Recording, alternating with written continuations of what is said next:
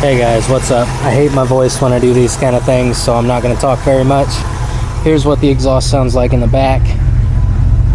Nice, deep and grumbly.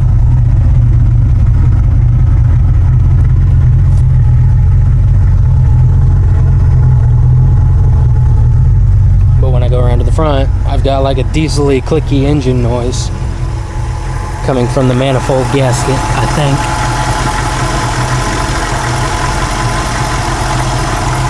Kind of hear it. It's almost like a diesel kind of noise. I've got liquid water leaking out of the cap on the passenger side.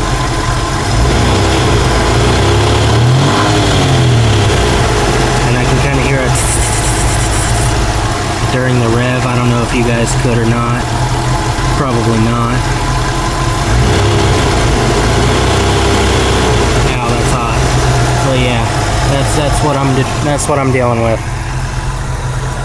Ideas?